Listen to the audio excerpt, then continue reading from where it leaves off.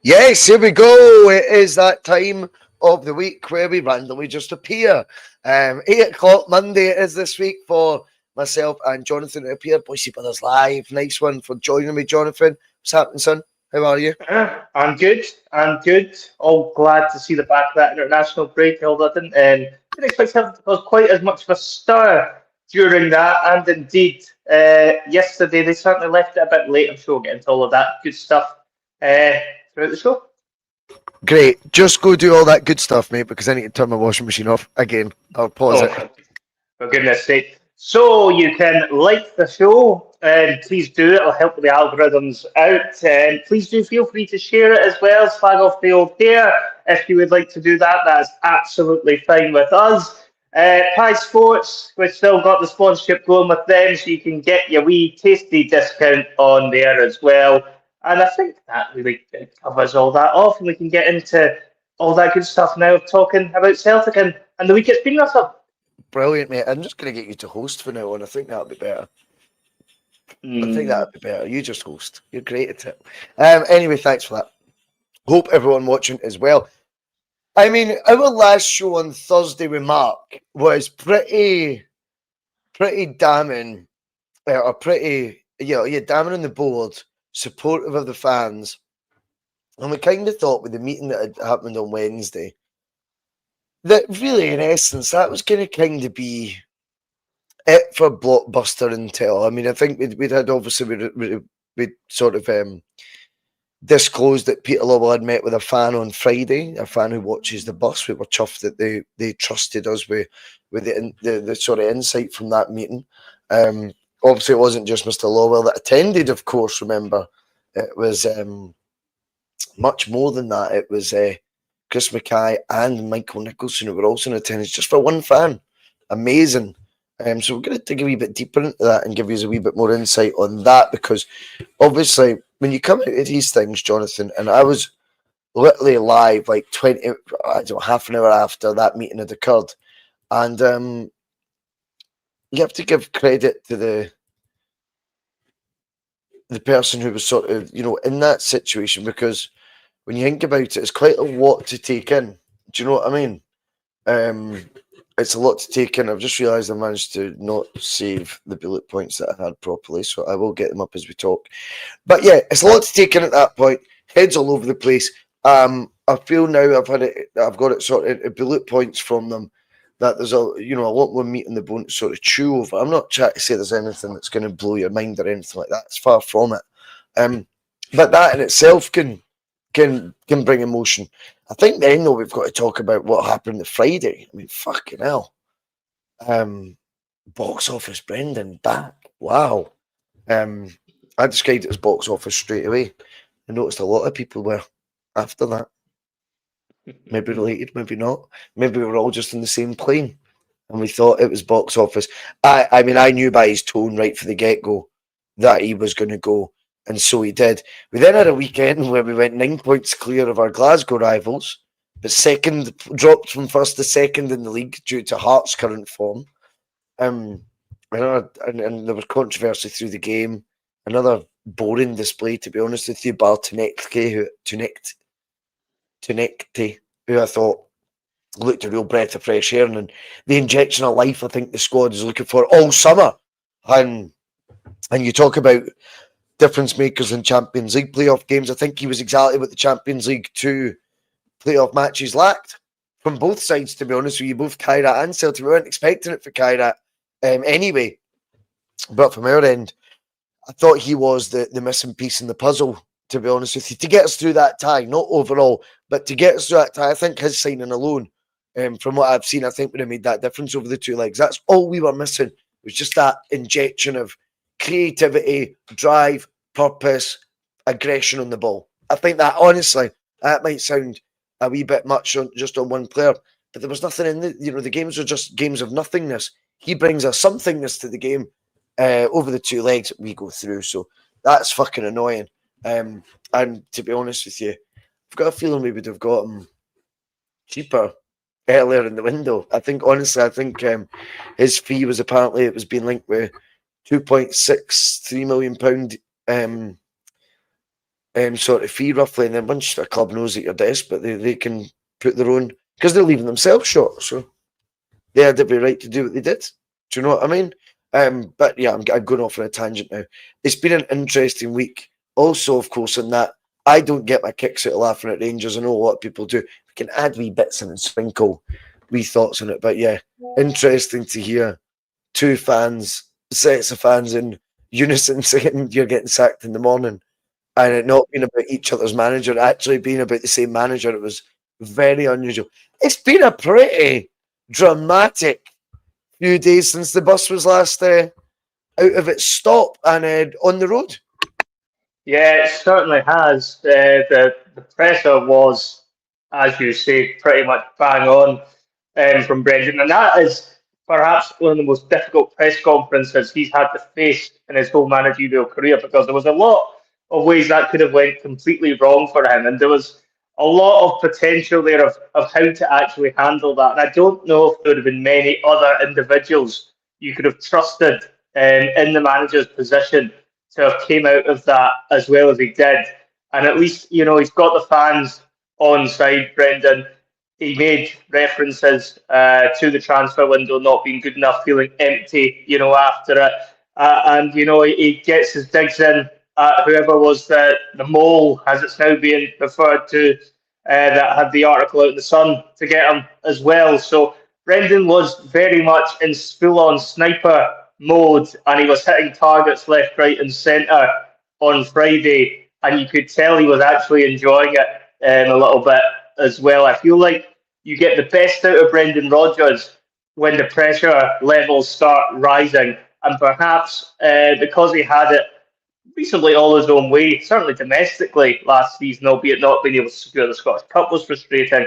But in terms of domestically in the league and everything else, everything was fairly rosy last season at Celtic, and I feel like he was almost going through the motions at times, whereas this is where he really enjoys his times at Celtic. I feel like it's almost a throwback to his first season, where they were getting written off a little bit in the run-in when Clement was building up pace, and this time it's obviously a completely different situation, but the pressure levels again are enormous, and Brendan does such a brilliant job for me of protecting the players as much as he possibly can from the ongoing circus that's going on at boardroom level just now, and ultimately the obvious and clear distractions that the protests will inevitably have on the players at points as well. I feel like he navigates all of that very well. When you get to the football side of it, as you say, I think the first half was a tough watch. It was a tough watch, and I would say that I would imagine most fans were actually more interested in what was going on in the stands in terms of the protest to the board than what was going on in the pitch in that first 45 minutes, because there was very little in the way of quality to get you off your feet about whatsoever. Second half was marginally better, just about doing enough to win the game. Get a very contentious last-minute penalty that I'm sure we'll touch upon as well. But, sometimes you need that little bit of luck in football. And, the gods were smiling down on Celtic as far as on the pitch matters go. And you just got to hope that starts to translate into off-the-field matters as well. Because ultimately what we did see with that protest on Sunday is this situation isn't going away. And even after Celtic had won that game, there was still elements of the supporters, despite the emotional highs of winning in the last minute, that were still calling on the board to be removed from their positions. And I think that's quite telling that they were still able to keep their eyes on the board in a moment of such delirium in the stands. And I guess we will see as we will go going forward. But I think ultimately the big takeaways for me is that Brendan Rodgers has came out of this weekend looking and feeling absolutely like he is the man to lead this club forward. And ultimately, the board now have decisions to make, because if they end up losing him in the summer, I think there's going to be a bit more of a reaction, Russell.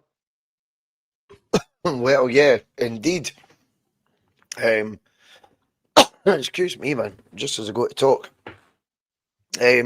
Yes, I think as well, when there's a game of almost chess, poker, whatever you want to call it, going on as well, where there's a lot of who blinks first here going on.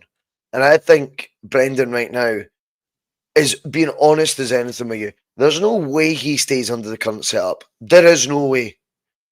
I think it's extremely doubtful the setup will change. But if it does, he'll stay definitely. If offered the chance. It's whether that setup changes. I think he massively doubts. But what he's now doing is going, fucking go on then. Sack me. I dare you. Because you took the gloves off when you went to the paper about me. End of. One of you did, and we all know who it is. Or don't know who it is. I thought the wink was brilliant. I thought that was when he's in full flow. You said at the top, it was a really difficult press conference to do. I think he couldn't wait. I think he was out of the traps as soon as that presser started, Jonathan. I understand what your sentiment is. I think for him, these are the ones that do engage him, do get him pumped. And he was offended, mate. Let's be absolutely clear here. Someone for the club's not the backbone to say things to his face that they felt they would go a scummy paper like the Sun and say to instead. And funnily enough, since then, Roger Hanna has been nowhere to be seen on the radio or nothing. Partner on another holiday. I don't know. Timing is everything. I think he was the guy who wrote the piece. So it's interesting that he's not been able to get grilled on Clyde radio, do you know what I mean, at the weekend or tonight. It's very interesting that, do you know what I mean?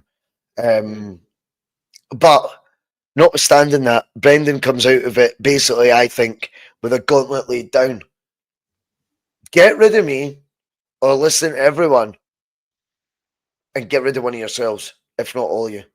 And Brendan doesn't want them there as much as anyone, hence why he's doing the winking thing. That is him now saying we're at war. Right? Let's be abundantly clear here. The board insider, the inside scoop for Peter Lawwell to the Sun, I don't know that officially.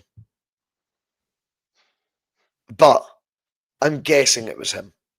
I think that's fair. And to do that to a manager in situ is as low as it gets for me. And do you know what? As fucking unprofessional as it gets.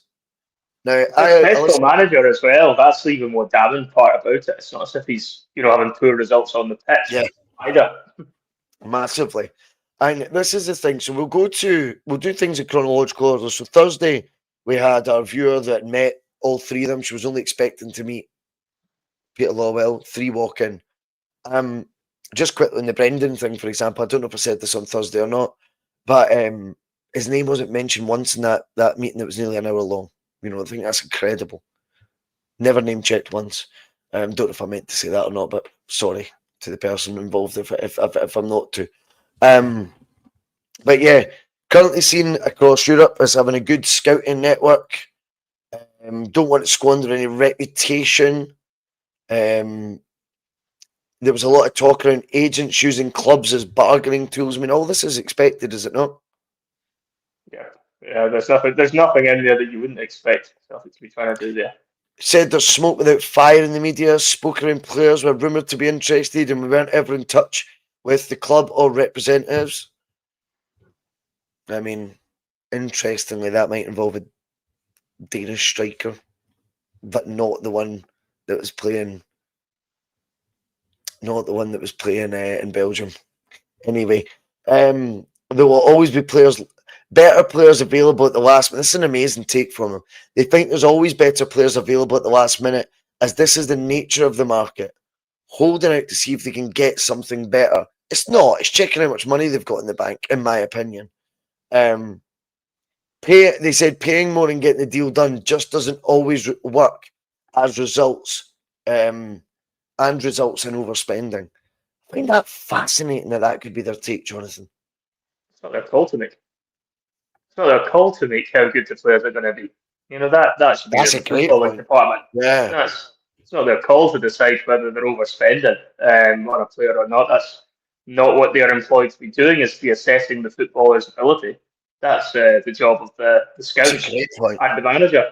Yeah. Nothing to do with the board. The Yeah. board should be allocating a budget, and if the manager wants to spend £10 million on a player or £500,000 on a player that he believes they'll improve the first squad, then that's what should be getting sanctioned. The footballing side of it is absolutely nothing to do with the board. And it's interesting that came up in that meeting, because then that kind of almost confirms what a lot of us have suspected, that many in the boardroom perhaps are wanting to play football manager and think they want to be second guessing the football department, and that is alarming, and it'd be interesting if we ever get to the bottom of who exactly are the ones that think they know better than the footballing guys at Celtic and think they can dictate how much they should be paying for players, because we know what values are worth. And, as far as I'm concerned, if Brendan Rodgers and his scouting team have turned around and said, this guy's going to improve the team, this is how much it's going to cost, it's within the parameters of our budget, we're not talking silly money here for Celtic to be spending,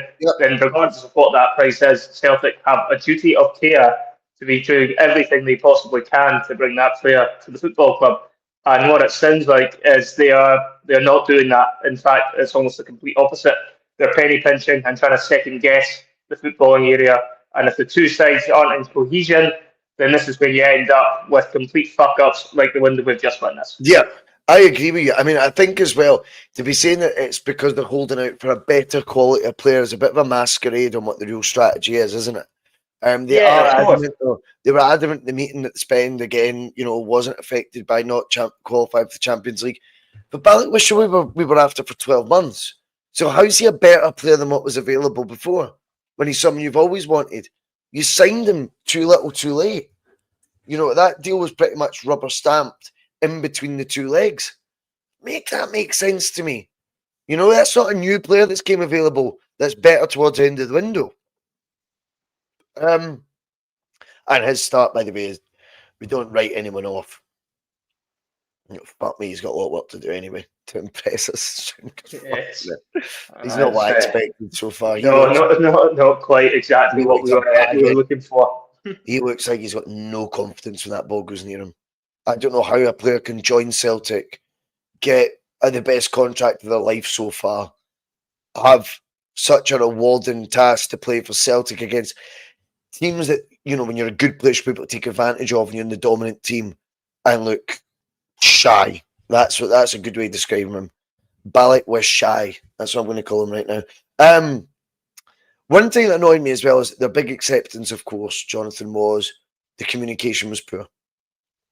Now, the communication being poor, out of all their failings, the one that they were open, honest about to our viewer, and a massive Celtic fan, we should point out, most importantly.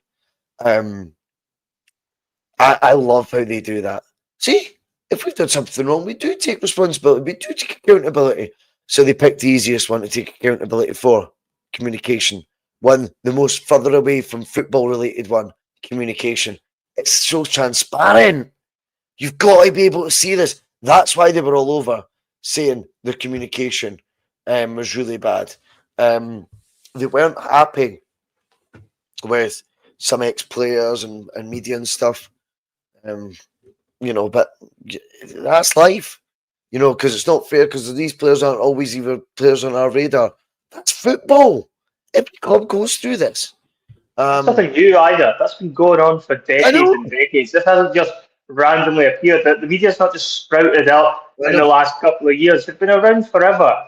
And Celtic have always had to deal with the media. And usually I would say the media is far harsher on Celtic than it has been in recent years, because they've had so much success. The media's had very little to really poke Celtic with. And the fact that you've got ex-players coming out and scrutinising you should really be a kick up the arse to tell you, hang on, maybe we're not doing the best we could be here. Because the ex-players, generally speaking, most of them, have Celtic close to their hearts and they want the best for the football club in most cases.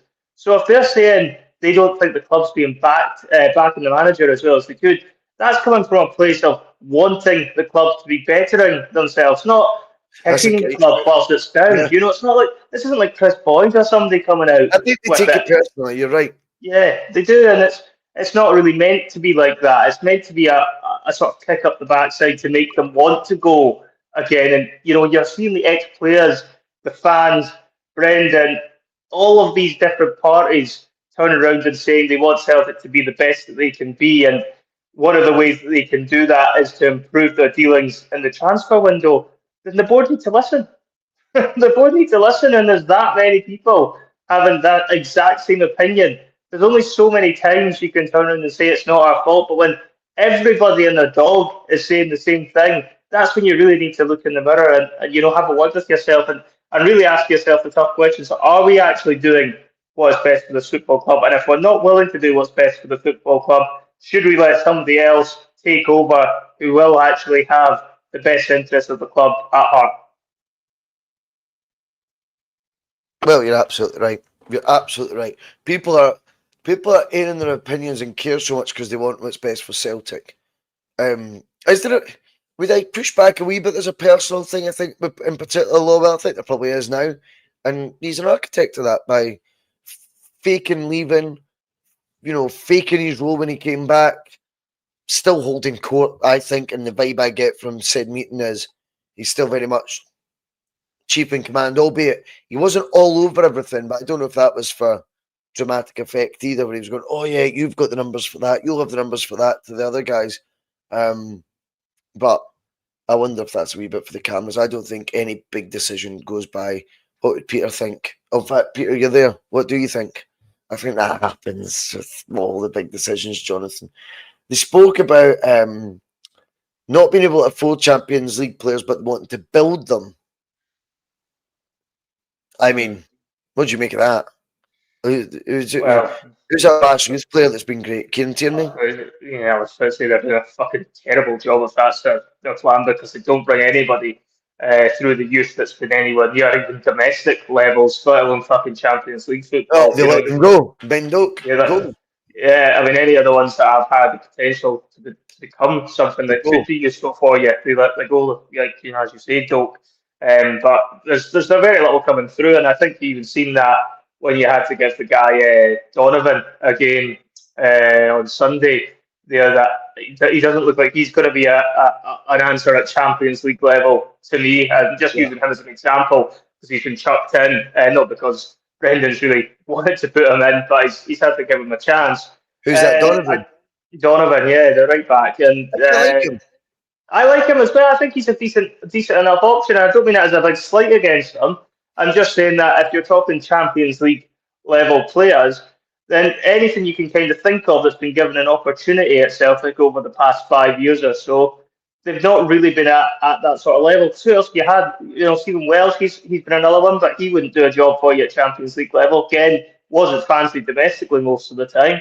And I'm really struggling to think of many other examples that have came through our youth, aside from that, or the obvious ones going further back in that obviously were successful at that level. And again, that's another area that Celtic should be doing better in, as at the academy level. You know, a lot of these. Well, Jonathan, this is when it gets interesting. You know, Brexit restrictions with signing 16 to 17-year-olds from Europe, etc. Brexit restrictions are now getting the blame for it all. Spoke about plans for an academy. All of that apparently sounded great. Sounded a very modern approach in terms of a player pathway, hopes, well-being around young players, social workers employed, advising. I mean, great. Apparently, there's a general societal lack of good athletes in Scotland across all sports. Now, that reminds me of Strachan saying Scottish sportsmen were just too wee for Scottish football. Remember that? That's yeah, what that, just Scotland. Scotland, Griffiths. Yes, what that across the was. whole of Scotland. Shut up, man. And I don't know. I'm guessing when it comes to the if you getting youth players, everyone will take it. Like the old days when you're playing Championship Manager and stuff like that. Obviously, if it was non-EU, you would need a work permit. I take it it's non-UK, you need a work permit now, yeah? Yep, I would So, imagine that will be the rule now. so Yep, does that not make it quite like what America is right now, yeah? yep, I would imagine it would do. Yes. So if that's the case, what do America do with football, Jonathan, youngsters coming across? They just Scholarships. they've got college systems, don't they? So they've got they've got ways and means. That would be a fucking forward thinking. You get involved in tandem with what is it, the best sport uni in Scotland, Stirling Uni? And get in tandem with them. Celtic offer scholarships at these places. Then you can start getting the best young talent again. Copy these things. These things work undeniably. They're not done for the good of people's, like, for the sake of it. You know what I mean? That's just one idea. Maybe there's loads of reasons that wouldn't work, so that's fine. Apparently, everything on social media, all for clicks. It's just all for clicks and views. They're just dismissing it, which doesn't surprise me. And So, spoke about some ex-players. You can imagine who. None of them would say that's embarrassing. But they spoke about some ex-players, and they're not unhappy with these comments, and a lot of them are not true. But you sum all that up, there's a lot of denial, isn't there? I mean, this, if anyone's in any doubt about this meeting as well, I had to argue with Danny, who watches, not argue, debate with him, but he said he wasn't having the story was true, or he wasn't doubting me. And then his next message was, I doubt that very much. I was like, right, okay, we move on. But, I mean, I'm telling you, for the horse's mouth, that meeting happened. Like, I seen the emails arranging it, right? So we're not trying to do fake exclusives all of a sudden on the bus. If there's one thing I'm guilty of, it's telling the truth a wee bit too often for my own good. And I certainly am, in this case, telling the truth, and have the sort of the note. I think it's on notes on a Samsung. It's been done minutes from the meeting. Do you know what I mean? From a viewer who trusted the bus with info. I mean, appreciate it. Overriding feelings, Jonathan. I see denial. I see a club that maybe it's a bit like a statement you could say. What I've said there to a point. I think what you're looking for is just a wee bit more humility. And I think they've shown what they've tried to do on a personal level is show humility by arranging the meeting with a female fan at the drop of a hat. I think it was 10 days notice, if that's 7 to 10 days. And then I look at the accepting of responsibility for the communication. I go, these are tricks to make you think like, see, we're good guys, you know, we take responsibility for things. I think the rest of it is on par with, on tandem with what the statement read. And I think we've got to be honest with you. We've got to be honest with you guys on here that it's just not good enough to be in denial when you're at the top of Celtic. It's having an open mind, and it's being able to listen to other people's views, not slap them down. And as I said to you on the last show, you know, the most damning quote was unprovoked, just brought up out of nowhere. I mean, who would do my job? Who wants this job? Who are you going to find these people? yeah, I mean, taking it all away from that and everything else, it does kind of feel like they have doubled down with what they came out with in this interview. And I find that quite hard to fathom why they would double down on it, considering the fact it's had such a big backlash. But when you're talking about this board, they just seem to be completely tone deaf to what the supporters' actual mood is. And I'm not sure where they're getting this impression that many, if any, Celtic fans are really going to buy the excuses that they are offering up, because they just don't hold water. And, you know, even when you're looking at it in the media, a lot of, even in the mainstream media, they're picking holes in a lot of their arguments there as well. So it's not even just the Celtic fans that are doing this. It's got, you know, wide-ranging implications across different media sources, and they're all turning around and saying, almost unanimously the same thing, that the board are not doing enough to back the football club side of things and get Brendan the players in that he's needed, and then to be doubling down on that and almost treating your fans as if they don't have a voice is a very, very dangerous game to play. And ultimately, it's going to lead for me to at least one of them getting a job, if not more. But I'm convinced of it that one of them will end up walking.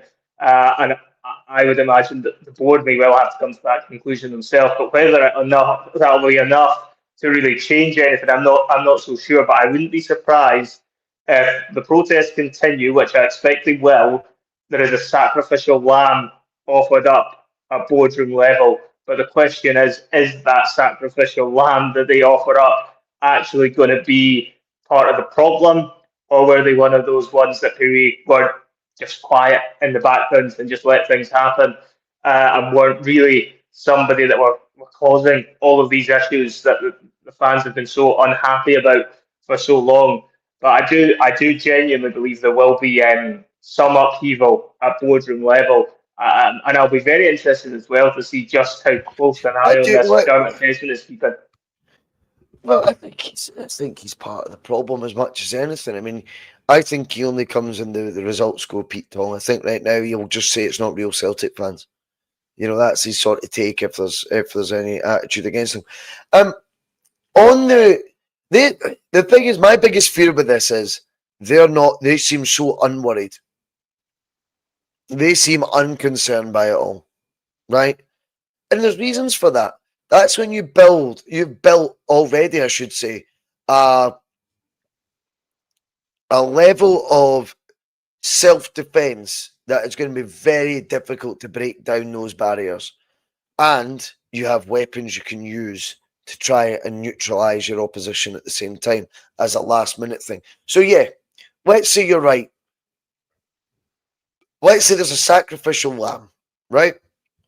If there is, that will be someone that has the least influence on things, or they go for the jugular and they say Peter Lawwell's retired, and you're left in that position where, I'll be honest, if you believe it this time, you believed it the first time. Yeah? Because regardless, there's many ways he can get something from that football club still in terms of wages, money. You'll find it out in the accounts a year further down the line. He's still getting a payoffs golden handshake thing for the next 3 fucking years or some shit, which will mean he's still got undue influence. But that would be like the big one to go for, to show that the times are changing like people believed in 2021, when indeed they weren't.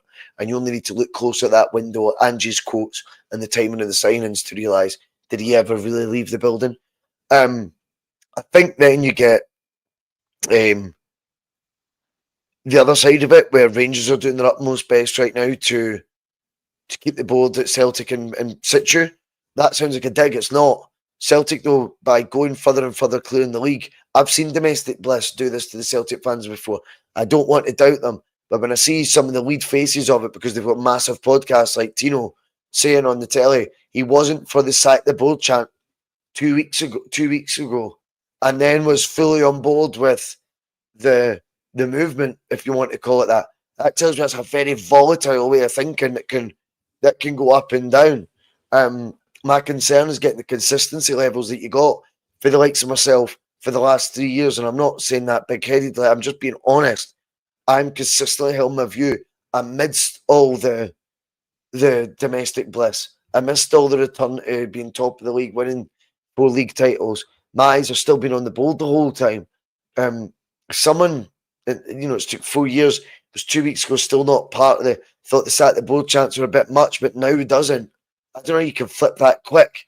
And it worries me that the board will be aware of that. And with Rangers doing so shit, Celtic having a better chance, bear in mind now as well, to get results in Europe because they're in the second competition. A failure on the board could turn out to be a retrieval for them. Because if we are to start picking up points with more ease in the Europa League and find ourselves top 16, God forbid, top 8 maybe. I say God forbid, don't forbid it. I'm all for winning matches, but that then just comes back to them getting pats on the back. They'll pat themselves in the back first, of course, But with that and a big lead at the top of the table, because Hearts will fall away eventually, in my opinion, people would love that. Oh yeah, I mean, I think when you're looking at it, Russell Martin is probably the biggest asset to the Celtic board at the minute in many ways because as long as he's in situ at Rangers, Celtic are going to be comfortably ahead of them. And there will be, well, the board will certainly be hoping there will be anyway, an element of Celtic fans that will, in a few weeks, be quite content if we start racking up wins domestically, seeing that gap over Rangers potentially continue to increase, which wouldn't surprise anyone with the way they are playing at the minute. And fans then begin to set their sights on more domestic trophies and they take their eyes off the board, which does happen. And as you rightly point out, if Europe does go well, which it could very well do, the draws is reasonably favourable. Certainly a lot of winnable games in that. It's not outside the realms of possibility. Celtic could get top eight there if they play to their potential. Then you've potentially got a situation where all the eyes are then back on the footballing success and they're taken away from what has been one of the worst summer transfer windows in a while as he's dropped out. But I'll keep going anyway. And it's an interesting one that would actually end up happening in the games at the minute because you're looking at it and thinking this seems like a pivotal moment for Celtic, and they could end up, Russell, at a crossroads a little bit where supporters are going to have to make a decision somewhere along the line as to whether or not they continue to believe they need to change things, at boardroom level, or whether they end up falling back into their comfort zones. I'm not saying everybody will do this, but there could be an element that might. When Celtic start racking up the wins domestically, if Brendan Rodgers holds it all together, a couple of the new signings end up turning out all right or even better than perhaps we expected. I have a sneaky feeling, for example, Iheanacho may actually not turn out to be a bad bit of business, albeit the manner in which it was done was shockingly poor. That Celtic fans, or in general, certainly the mainstream media, etc., may well then forget about this whole episode, and that's certainly what the board are banking on. They are banking on that, and that's why they may hold fire on making any decisions in the immediate future, just to see how long these protests go on for. I think there'll be, I think there'll certainly be a lot more protests to come. I still think the Europa League games won't sell out at Celtic Park for one thing, and I'll be surprised if it's in the last of the early walk-ins to the stadium, or indeed early walkouts from a number of supporters. But even touching upon that, Russell, were you surprised that it wasn't quite a fully empty stand at Rugby Park? I mean, there was still quite a number of supporters that weren't No, there. not at all, mate. Not at all. That was Which isn't exactly right what. to do so, but it's interesting when you kind of sometimes see things online, you don't It know how didn't that have. will translate onto the pitch. It was exactly what I expected. It didn't have the visual effect that I think it was designed to do, unfortunately. Albeit I'm on the side of the ones who went in the 12th minute. The scouts coming in saying I'm misquoting, so I don't want to. I don't want to be misquoting, mate. My journalism career be in jeopardy. He said he was surprised by the bold chats and disagreed with them. What did I say? I said he disagreed with it. What did I say? He didn't agree with the bold chants. Is that what I said? Because the Yeah. qualifiers and transfer window was still open. See if you listen to what I said, the scout. Great to have you on, by the way. But what I actually said was for 4 years, it's a far bigger picture, mate, than because the qualifiers and transfer window was still open, didn't change the fact people were getting wise to it. I don't understand how he could disagree with it then, and then 2 weeks later be changing his mind just because of these qualifiers and this transfer window. That is effectively what that statement still says, and that's what I'm going by.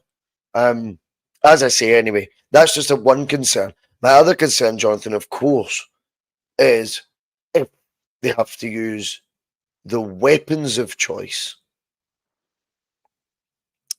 And the weapons of choice to neuter their enemy will be smart, I would imagine. well thought out and probably sitting in the pipeline just now. I think they would go back to the Celtic in chat if they really had to. I think that would be really, really tricky. Really tricky to deal with for people who sort of mandate, if you like, in the terms of the North covers to achieve that Celtic end. Celtic don't know that. And I'm not trying to give them ideas. I just they worry me with stuff like this that they're quite tactful. The other one could be with says that's the fan side, that's the sort of fan group side, and then the fan media side, of course, is you start getting a player on each week onto your fan channel. You start getting access again every week. They start playing ball a lot more, and it goes from not sack the board, but or wanting the board out, which I don't think is quite their memo right now. But it'll still be very much, it could be diluted, I think, quite easy with a few things they could throw out, and that concerns me. And by the way, people do the fan media for their livelihood. I understand how they could be compromised if it means that it's going to benefit their channel unknown amounts. I see how they'd be compromised. The beauty of what we do is because we are uncompromised in that aspect, never will be, by the way. I don't get monkeys, mate, about stuff like that. Hence why I think it was refreshing that someone who's met with Peter Lawwell, Michael Nicholson, and Chris Mackay just last week phones me on the way out of the meeting to give me the breakdown on it, because they're quite happy for me to just say my truth on the matter, tell it like it is on the channel. But I totally get the other side of it, and I do think these weapons could be utilised. As I always say as well, I've seen the movie before. We went from all the sack the ball banners, all that carry on. I was really, really up for that. When it was Lenny was sort of on his way out in the COVID season, I thought finally everyone's eyes on the board. By summer 2022, the abuse that I've seen on Twitter for the likes of myself saying, keep your eye on the board, was unbelievable. Like, unbelievable how much folk had forgotten what they were chanting or what they were wanting within 18 months of that. That frustrates the life out of me, if I'm honest, that happened. So nothing would surprise me. I remain optimistic this time. It will be the right change. But I still think that the standard proves you what we've seen at Kilmarnock. There's a long way to go to get everyone on board. Or to get everyone on board with how you go about getting what you're on board about messaged through. And that's fine. That was the first experiment. And I think it resulted in how I expected. I didn't expect an empty stand at any point. But it was a step in the right direction. Can they keep this up consistently and make big decisions without trying to influence the team too much in a negative way? By keeping as many of the fans united in what their decision making is to influence change. That's tricky. And by not being compromised themselves by anything that the board decides to do if they feel the movement is getting too strong. Yeah, I think the board are full of intelligent people somewhere along the lines that, they are extremely efficient businessmen. So they'll no doubt have ideas as to how they could quell any sort of supporter discontent if they felt it was getting to a point where it's going to become a problem for them. I think at the minute they'll probably look at it based on what they've seen there and hope that might be the worst of it, what's happened at Rugby Park. It'll be interesting, as I say, to see exactly how it translates. I think they were very fortunate in a lot of ways. They've not had a game at Celtic Park for so long. So the next game is against Hibs, I think, at Celtic Park at the end of the month. It's a cup this weekend against Thistle, which is another away game. And then obviously they play Hibs the weekend after that.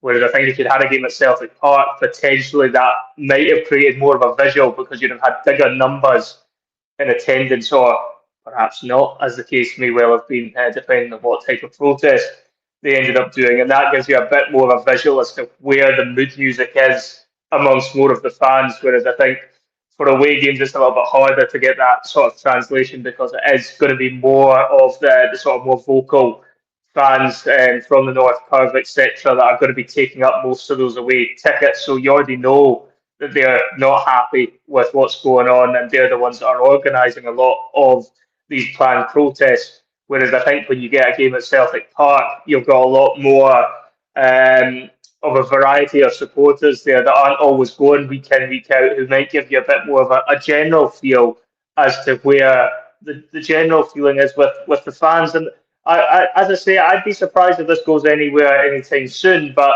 at the end of the day, the board will definitely be hedging their bets that if you can have a bit of success on the football pitch, this might just go away. Is what they'll be. I think that'll be their strategy: is put their fingers in their ears for the time being, close their eyes, and wait to see what the mood music is in a month's time. And if Celtic have managed to rack together a lot of results, they'll be thinking, well, perhaps the fans might just get back on board with everything being rosy in the garden because the success is still there on the park. But there is another part to this to consider as well, which we touched upon earlier, and that is the Brendan Rodgers question. And I think everyone on the dog is expecting him to go in the summer.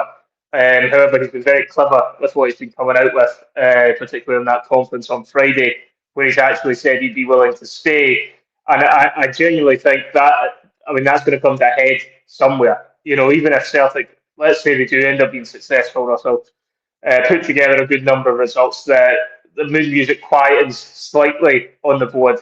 It'll all end up getting racketed back up once you get to January, February time, if they're not giving Brendan a new deal and they're still trying to treat him as a scapegoat and then ultimately try and replace him with somebody like a Sean Maloney next summer, which you would not be surprised if that was something this board potentially looked at doing. Everyone envisages that. I think it would be a slap in the face to John Kennedy if they were to do that. But yeah, I think they would definitely look to the downsizing in front of your eyes right now. You can't be naive to this. They're downsizing. I don't know why. I don't know what the reason is, but they seem to have decided that the first team that looked really like it could start peaking when Brendan came back. And I'm talking like the links at the time was Tierney. He wanted Tierney's first summer, and McTominay. You were adding that to a team that just won the treble. I know the season petered out under Ange, right? And folk forget that. That Inverness Cali game was fucking woeful. But at that point, we still had Jota, who was getting into the best years of football, the best spells of his career in terms of consistency as well that he'd ever had. You had Callum McGregor at that point in 29-30. You know, it was looking good. CCV before his injury worries was really on fire and being like with 15, 20 million moves. There was throughout it. I'm just trying to bring some names off the top of my head. That squad's regressed massively. You know, and there's no two ways about that. That's because downsizing's happening. Profits are being preferred to the product. Undeniably. I've always felt that was the case, but you have spells and the team looks quite good in amongst that as well. Yeah, I think that's fair. Where Matt O'Reilly, out your 10 signings at £2 million, you get your 2 million one who goes on to be a 30 million player, and he looked every bit of one before he left us. He was an absolute joy to watch in Rodgers' first season back, an absolute joy. And that's one of many examples where you get where sometimes players just click. And talking about the football in the present day, how nice was it? See Dyson Maeda, Jonathan, jump with a diving header like that, full of aggression, full of purpose, and a deft flick on it as well. All very deliberate. He amazes me when he does things like this, considering how he takes a penalty and he looks like someone doing the playground. You know what I mean? Taking it like, when you were back at school. Just lazy, no technique, hitting hope. And you see goals like that, and you're like, fucking hell's that Henrik? Like, what am I watching with this guy? He's an absolute conundrum. But I tell you one thing that seems to have went under the radar. The Sriracha cross is absolutely outstanding. Full of top spin, spied the run early, absolute dead-on accuracy from him as well. I think that's a very tidy addition to the squad in amongst all the bluster. Yeah, I think, as I say, in terms of some of the signings that came in last minute, they actually don't look bad in terms of what we're talking about. If we're just talking about the players in isolation and forgetting about how we ended up getting them and when we ended up getting them, Sarachi's looking good. You've got Tanetki on the wing as well, who was looking very lively. And as I say, I think Iheanacho could be a surprise package. I think you mentioned it last week. It could be this time round Brendan Scott Sinclair. I'm inclined to agree. I think there's obviously similarities. Both of them have managed to get a winning goal on their debuts, and I think Iheanacho showed a lot of bravery to step up to take that penalty, and he was cool as a cucumber with it as well. You could tell it meant a lot to him when he scored. He's in amongst the fans. I think he's got a bit of a point to prove. I think there's probably a bit of an element of him that feels he's been written off before he's even kicked the ball with Celtic. And I'm not saying that's really necessarily all by the fans. I think a lot of the media have just decided to poo-poo him a bit. And I think because of the fact that how we've ended up landing him has probably not done him any favours in terms of how it's been looked at by pretty much everybody. But this guy was, at one point, considered to be a really top player when he was playing for Leicester under Rodgers. And, people thought he could have made some big moves further down in his career. And it has petered out, but there was a player there, and it wouldn't surprise me if Brendan managed to get the best out of him. So I would say that in terms of what we've ended up bringing in, a couple of them may well turn good. But that doesn't excuse what's happened in terms of the window.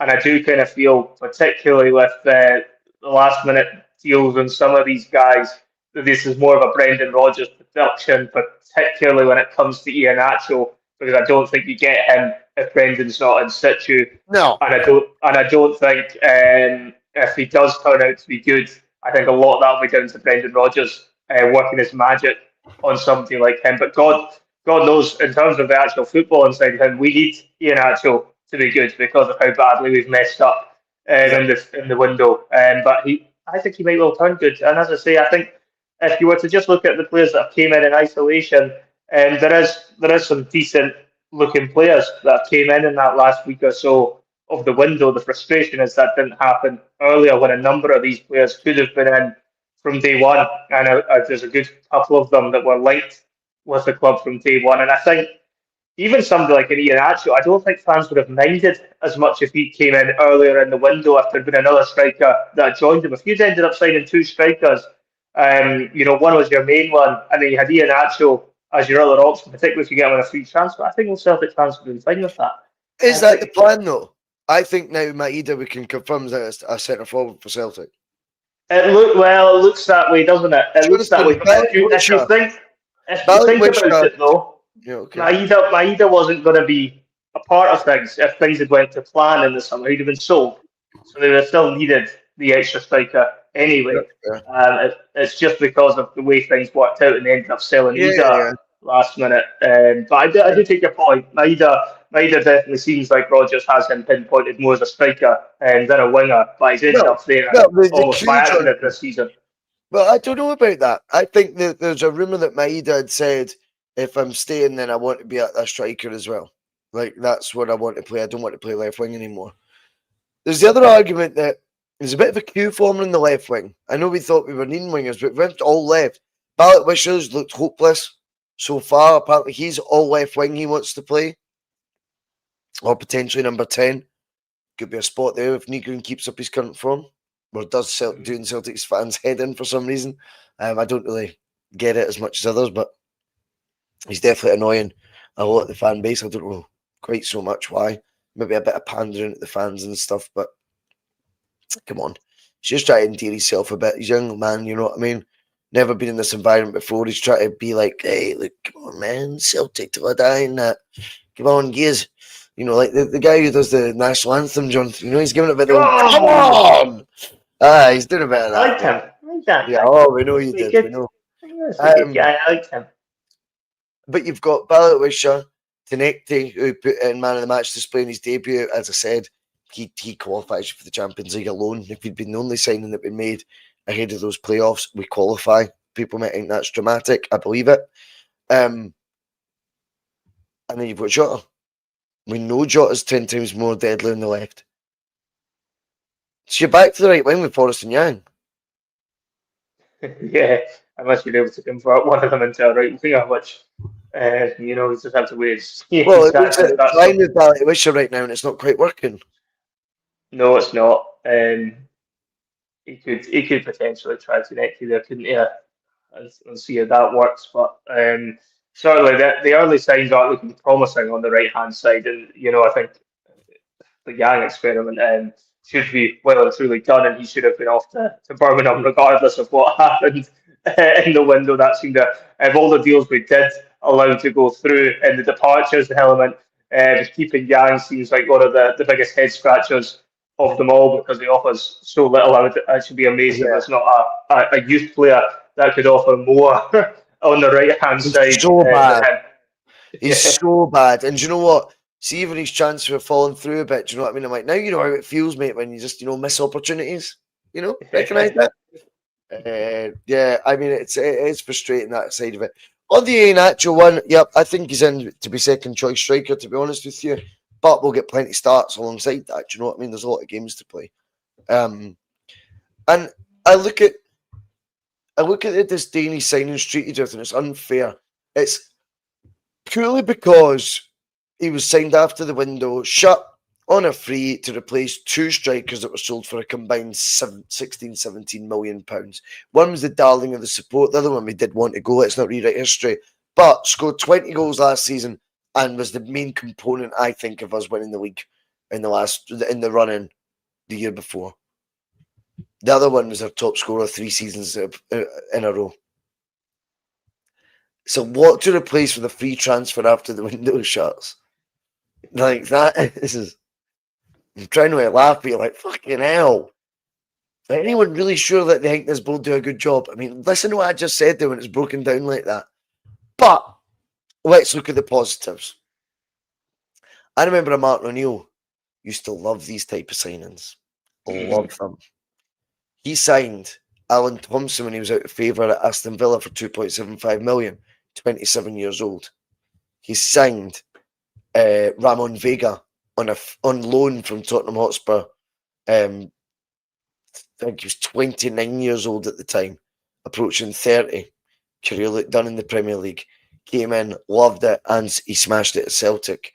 Went back down to England because the wages Watford were offering the Championship dwarfed that Celtic could. I think he went down to England apparently for 20 grand a week in the Championship because of that 6-month spell. Amazing. Back then, like fucking hell. We've seen examples of Stan Varga joining, 29 years old from Sunderland on a free. His career going nowhere. He'll be a backup player. Varga became your regular double figure scorer for centre back. I think he did it once. But he scored a hell of a lot of goals, it felt like, anyway. And he was colossal for us. There's other examples. Chris Sutton, we spent 6 million on him, though. He was we still spent 6 million on him, but he was still out of favour, wasn't he? 1 year he did bad. He was out of favour. He was 1 year, mate. No, 1 year. The English press definitely didn't rate Chris Sutton when Martin O'Neill brought him up. Oh, it'd been 1 year, mate. I when we signed Sutton, I could not believe it. I was obsessed with football at the time. I just couldn't believe we'd signed him. But I thought he was like a complete wanker. He was going to be like real hard work, like sent off every week. He did get a few red cards at first. He mellowed. But I don't include him as much. I don't include him as much. I don't know why. Maybe I should. But anyway, there's loads of examples where these type of signings just happen to do a good job for you. And I think Iheanacho being a manager signing definitely will help the cause. I'm in no doubt about that. It's a great start to get off to as well. And let's hope he can be the Scott Sinclair effect that Rodgers needs this year because, yeah,